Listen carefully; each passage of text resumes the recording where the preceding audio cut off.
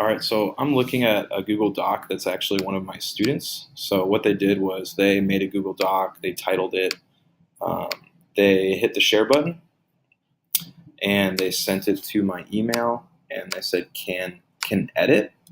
So they entered my email here, and then they said can edit, and they sent. And so from that point, then I can go in and I can view their Google document just like they can, and I can edit it. But the point is not me editing it, it's so that I can give them feedback. Um, and just want a side note, I prefer like organizing the Google Docs through Google Classroom. But once you get an email that says Sean Simmons has shared this with you, you can put it in a folder in your email and you can organize it through your email.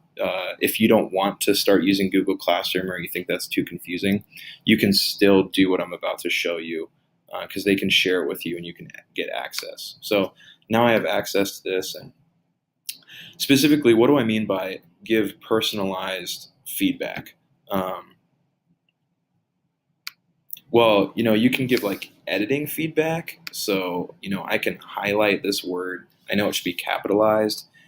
I give feedback the same exact way every time. There will be a button here that says add comment. I can click that, or I can right click and comment. I just prefer the comment feature rather than any other feature. Or you can do um, Command Option M with your keyboard if you don't want to like right click every time. So I'll just Command Option M, and then it pops up. Then,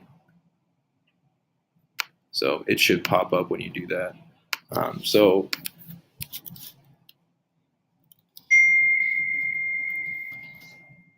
this is editing. So like, normally I would not give editing feedback. I would give like revising feedback. Like you could upgrade this verb, or how can you rearrange this sentence? Whatever revising feedback that you would give someone um, at where they are as a writer, you know them. But what happens is when they go back into their document, they see this highlighted in yellow, and then they see my comment over here, and they can go in here and change it, and then they can hit resolve, and it goes away. And then I gave them feedback, and they resolved it, and their writing is better. And so, what is the benefit here? Well, the benefit is that I can give them very specific feedback. They can come in and see that I want that they need to do something right here. It's not like, hey, in your paper, you should look at verbs. Instead, I can highlight specific verbs like asking, and they can look at that highlighted, and it's very specific, personalized feedback.